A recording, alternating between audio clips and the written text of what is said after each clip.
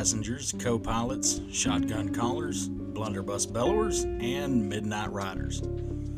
Welcome to episode 9 of Full Moon Empty Road. As always, I'm Jeremy, and I'll be your driver tonight. Hope everybody had a great weekend, or a great week rather. It's time for another episode of Dark Words, Dark Things. Today we'll be looking at 5 cryptids in the Midwest United States. So get in, buckle up, grab the rock salt, and let's ride. So I decided today to do cryptids, thanks to one of my listeners and one of the fans of the show. He actually posted on Facebook asking for suggestions, and I got one suggestion, and that was cryptids.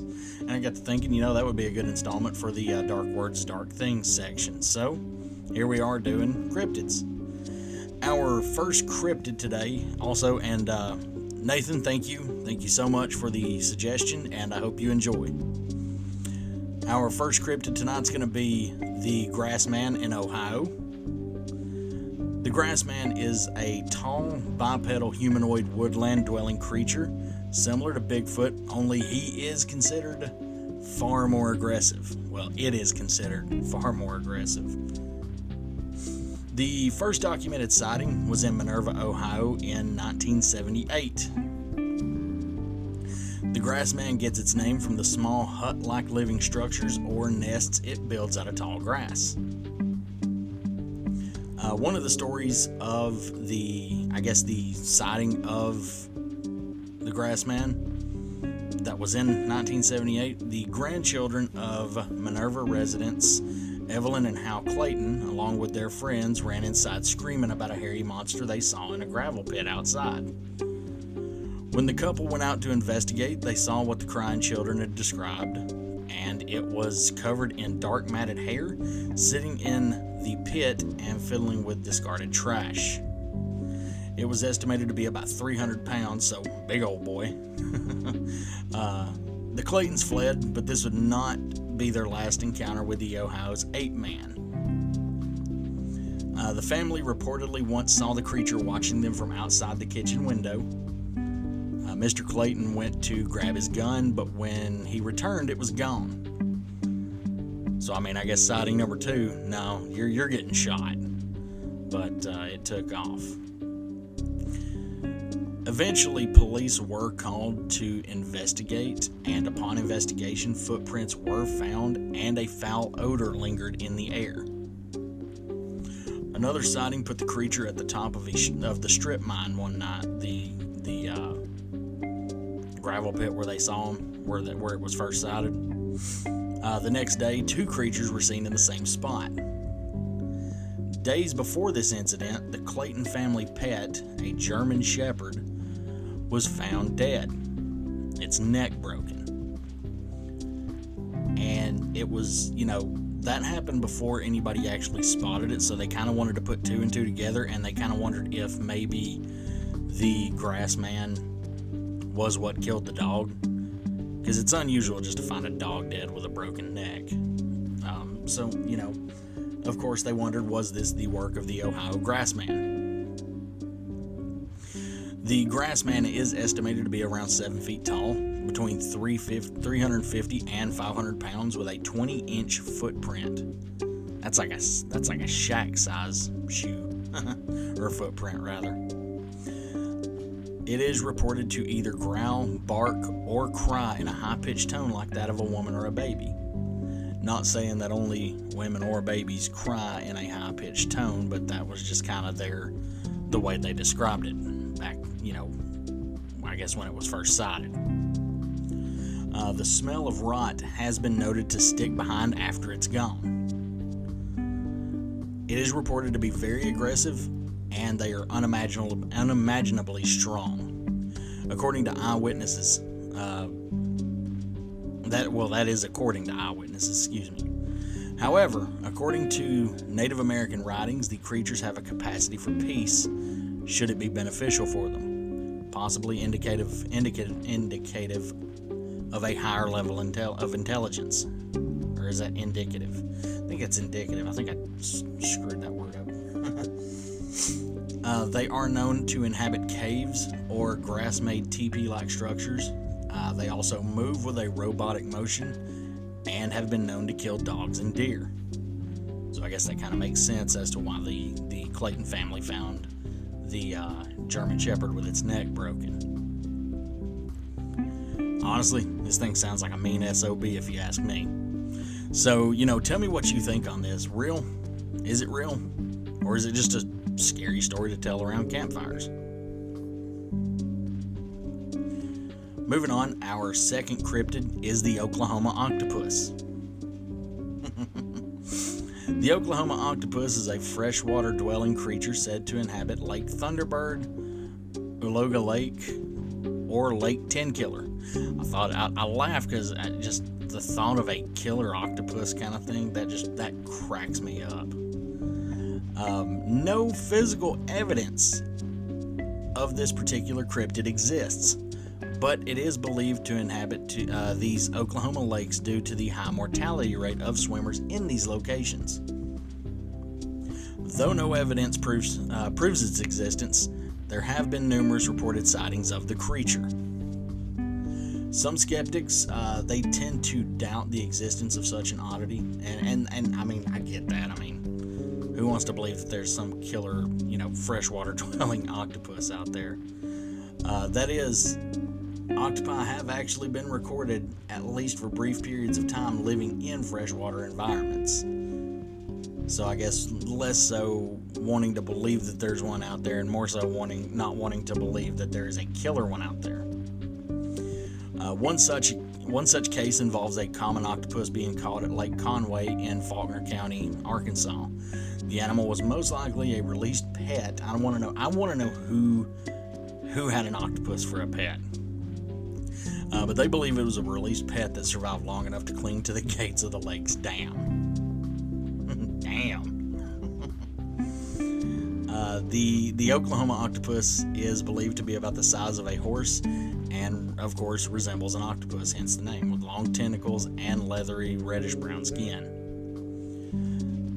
The cryptid was portrayed in the 2008 Animal Planet documentary series titled Lost Tapes, where it attacked and drowned 3 people in an Oklahoma lake.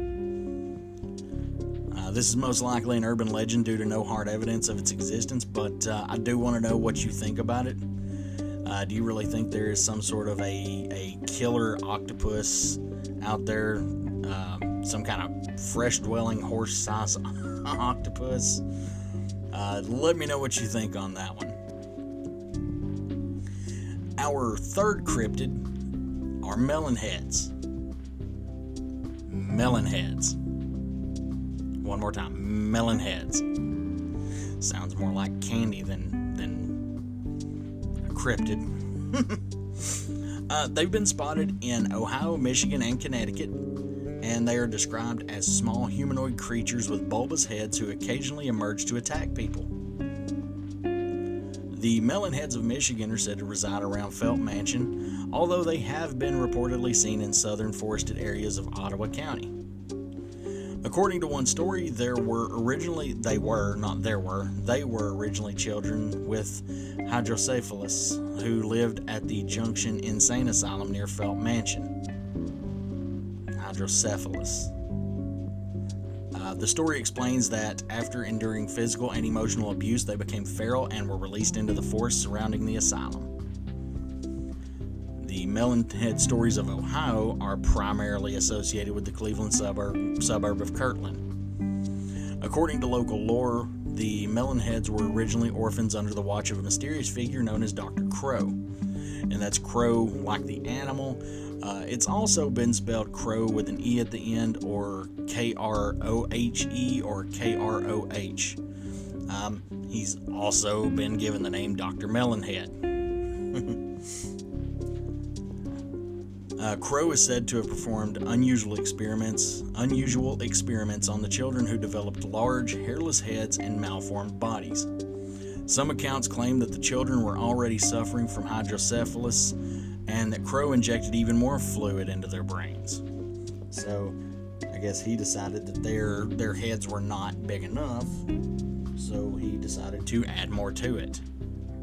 I guess let's just make them look even more horrifying or something. Eventually, the legend continues, the children killed Crow, burned the orphanage, and retreated to surrounding forests to supposedly feed on babies. So these are just like these giant-headed baby-eating things. The legend holds that melonheads may be sighted along Wisner Road in Kirtland and Chardon Township. There are several primary Connecticut variations. According to one variation of the myth, Fairfield County was the location of an asylum for the criminally insane that burned down in the fall of 1960. And that's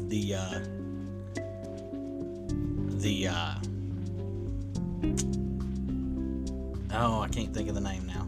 I can't think of the word.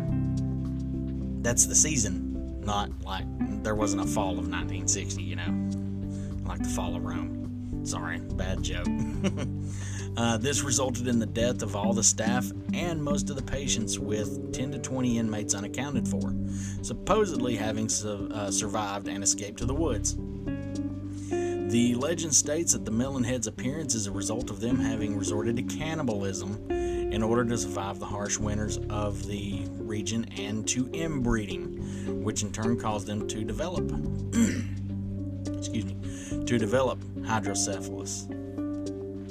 Some retellings of this version substitute the asylum or prison with places of business or campgrounds, and the inmates or patients or employees, or I guess rather with employees, staff, or campgoers. According to the second variation, the Melonheads are descendants of a colonial-era family from Shelton Trumbull who were banished after accusations of witchcraft. Were made against them, causing them to retreat to the woods. It always comes back to witchcraft, doesn't it? It's always something happened and someone is a descendant of someone who did something that had to do with witchcraft or were accused of witchcraft. Boy, we loved witches 200 years ago. Anywho, what do you think? Mad science project gone wrong? Witchcraft or urban legend? Let me know. Our fourth cryptid is the Loveland Frogman. The Loveland Frogman is a humanoid frog creature, obviously, hence the name Frogman, spotted in, surprise, surprise, Loveland, Ohio. And it stands about 4 feet tall. It's a little fella. Tiny little fella. The legend of the Loveland Frogman gained renewed notoriety, when a Loveland police officer said he spotted a creature described as a frog-like creature. Well, spotted something out there that he thought looked kind of frog-like. After reported sightings in 2016, the second officer called a news station to report that he had shot and killed the same creature some weeks after the 1972 incident, and had identified it as a large iguana that was missing its tail. But we are going to wrap back around here and go to the original sighting. And I'm going to read a news article here that discusses the first time that the Loveland Frogman was spotted. On March 3rd, 1972 at 1 a.m., Loveland police officer Ray Shockey was driving on Riverside Drive near the Totes Boot Factory. Totes. It was Totes a boot factory.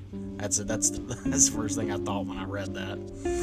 Near the Totes Boot Factory and the Little Miami River, when an unidentified animal scurried across the road in front of his vehicle. The animal was fully illuminated in his vehicle's headlights, and he described it as 3 to 4 feet long and about 50 to 75 pounds with leathery skin. He reported spotting the animal crouched like a frog before it momentarily stood erect to climb over the guardrail and back down towards the river. 2 weeks after the incident, a second Loveland police officer, Mark Matthews, reported seeing an unidentified animal crouched along the road in the same vicinity as Shockey's sightings, his sighting rather. Matthews shot the animal, recovered the body, and put it in his trunk to show Officer Shockey. According to Matthews, it was a large iguana about 3 to 3.5 feet, and that was 3 to 3.5 feet long, and he didn't immediately recognize it because it was missing its tail. Matthews speculated the iguana had been someone's pet that either got loose or was released when it grew too large. According to Matthews, Shockey was shown the dead iguana and confirmed it was it was the same animal that he had seen 2 weeks previously. Excuse me, I need to get me a drink here. Hang on just a second.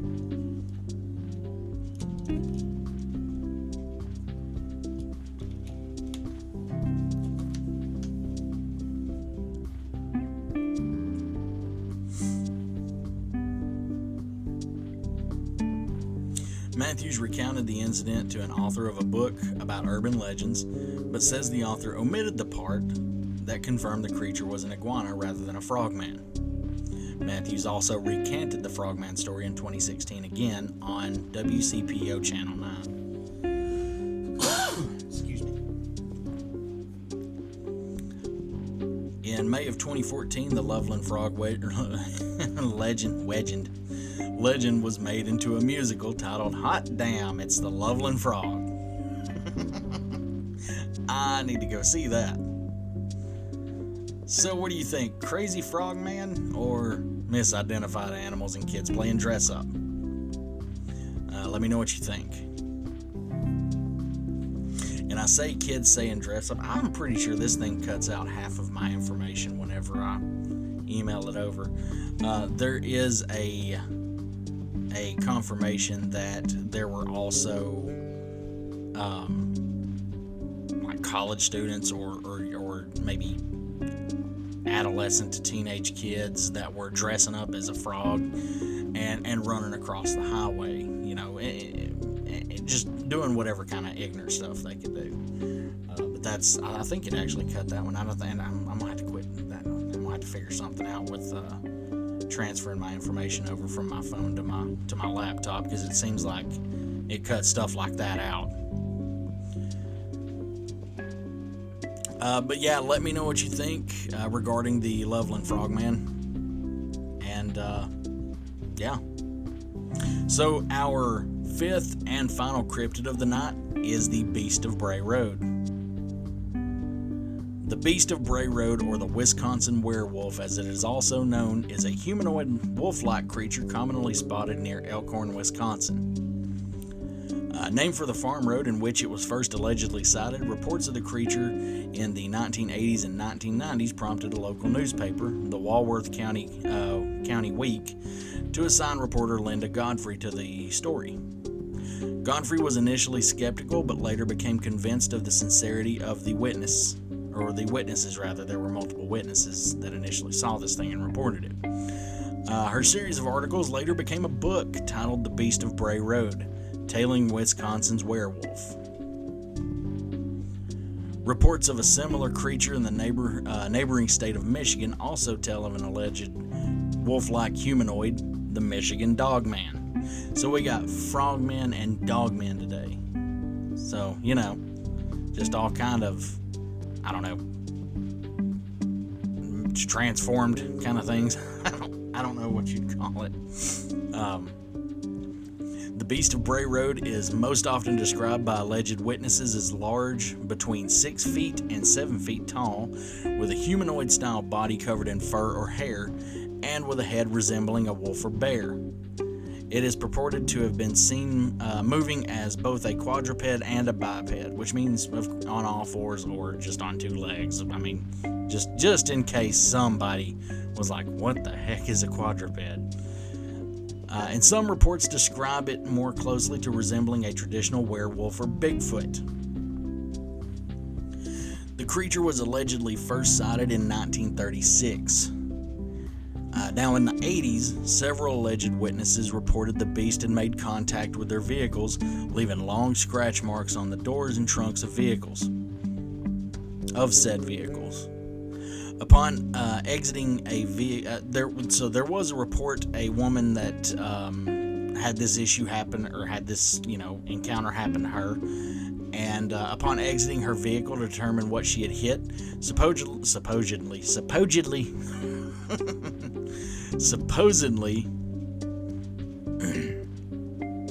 Excuse me. A large wolf-like creature with red eyes chased her back into her car, leaving claw marks in the rear passenger door. Sightings also have been reported during daylight hours, with several witnesses stating they observed an unusually large wolf-like creature running on all fours through cornfields. One stated the creature was in pursuit of the deer, or who knows, maybe he was in pursuit for all the corn he could stomach to eat. You never really know. I don't really know what the Beast of Bray Road's up to, personally. Animal mutilations have also been reported in the area around Bray Road, with animal remains, including deer and livestock, partially eaten, with specific organs removed from the animal carcasses.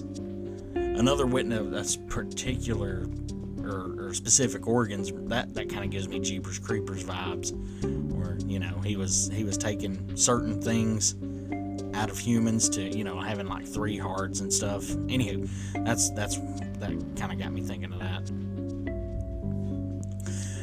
Another witness reported driving down Bray Road late one night and observed an unusually large wolf-like creature eating an animal which had been hit by a car on the side of the road. So these things eat roadkill too. Delicious. Delicious roadkill. Possum, it's what's for dinner. The creature reportedly ran into the woods as the eyewitness approached it in their vehicle. It is possible that hoaxes and mass hysteria have caused some falsehoods and sightings of normal creatures to all be artificially lumped under the same label.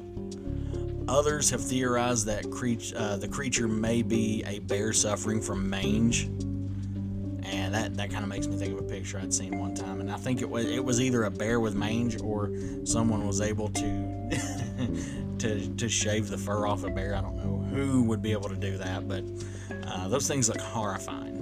So I would absolutely understand the whole this thing looks kind of like a dog-like creature. I get that. Anywho, like wolves, American black bears have been sighted within Walworth County, which does kind of reinforce the idea that this may actually be a bear with mange rather than a werewolf on Bray Road. The creature was featured as the primary antagonist in the 2005 film The Beast of Bray Road, and that was a horror film distributed by the Asylum.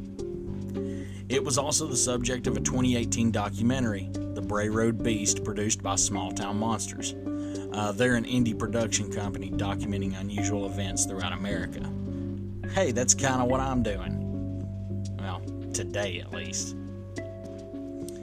The creature has also been featured in episodes of Lost Tapes, which we mentioned earlier, Legend Hunter, Haunted Highway, America's Urban Legends, Hex and Arcane, Slammerang, In Search of Monsters, and On Expedition X. So, let me know what you think about that. A crazy little werewolf thing running around Bray Road? Or is this, something that can be described, like they said, a bear with mange, or just some kind of bear without fur, or less fur, I guess. Could be a hoax and could be mass hysteria. But there are things throughout the world we have yet to discover yet. So you never know with any of these things that are that have been mentioned in the episode today. You never really know. There's so many things out there that we've not discovered that, who knows, maybe there is some weird frogman or some weird octopus that lives in a lake and just kills whoever goes swimming. You never can tell. But let me know what your favorite cryptid was that you've heard about today, and would you like another episode on cryptids? Actually, I was really glad Nathan suggested cryptids, because I wanted to, where I've got the whole dark words, dark things section. I'm trying to figure out what all I can lump into it that's separate from just history and hauntings, and I figured this would be a good starting place. I was thinking about maybe next episode doing something like haunted highways, since Beast of Bray Road kind of made that light go off in my head. So, what would y'all think of a Haunted Highways episode or something like that? Let me know. You can leave me a comment. Well, I'll put a Q&A on the episode, and if you're on Spotify listening, you can put a comment for the Q&A, and just let me know if you'd like to hear more about cryptids, or what you'd like to hear next. You can follow me on Facebook and TikTok. Follow me on Facebook at the actual address is FMER Podcast, or you can just search Full Moon Empty Road. TikTok is, I believe it's just Full Moon Empty Road. You can find me there. You can drop me a line at my email. That is fullmoonemptyroad@gmail.com. And so one of the things I was thinking about this week is, so I'll usually mention that listener support is on, and if you want to support the channel, you can throw something in there if you want. This is gonna, just to, I guess, to keep the life of the channel going. But I was also thinking about doing maybe cutting off listener support and maybe doing a monthly subscription thing. And this is where I would like to hear from you on, if I did do monthly subscriptions. Give me an idea of a price range of what you guys would be willing to pay, and give me an idea of things to do that I could put behind a subscription wall. I don't want to take the stories away from anybody who doesn't participate in a subscription, but maybe something extra that could go behind a subscription wall. I do know, I'll cover this here in just a minute. But maybe, because I keep coming back to fan call-in shows, and probably my hardest part with that would be finding the time to do that, and maybe just sit down for an hour or two and have people call in and either just discuss what their favorite part of different episodes are, or discuss things they've seen. Because now, one thing I can definitely say is a lot of people that I have talked to ever since I started this podcast is they do like to discuss things that they've been through, or why they would suggest something like, hey, what about doing an episode on this? It reminds me a lot of something I dealt with when I was a kid, or when I was a teenager, or when I was a young adult, or something that happened to me last week. But let me know what you would think about a subscription based setup, and maybe having something behind the subscription wall, and just anything that can go along with that. And before we go, I do want to go ahead and go into this. Go visit Tiffany at the Vinyl and Sublime Company. She can do all things from decals, shirts, tumblers, mugs, and much, much more. She is working on creating the first Full Moon Empty Road t-shirt, and I am looking so forward to that and getting that out there. And I want to see, once this thing goes live, I want to see people representing it. I'd love to see people out on the streets wearing that shirt. And you can find her on Etsy at the Vinyl and Sublime Co. And she even does custom orders. To request a custom order, you can email, text, or use the request a custom order at her Etsy shop. You can drop her a line at thevinylandsublimeco@gmail.com. That's thevinylandsublimeco@gmail.com, or shoot a text to 706-913-7837. You can shoot a text to that number to get started on your custom order today. So go now and tell her I sent you. And everybody, thank you so much for stopping in today, checking out this episode. And again, let me know what you think. More cryptids, more crazy stuff that's not just history and hauntings, and possible subscriptions. Again, thank you so much, and let's go home.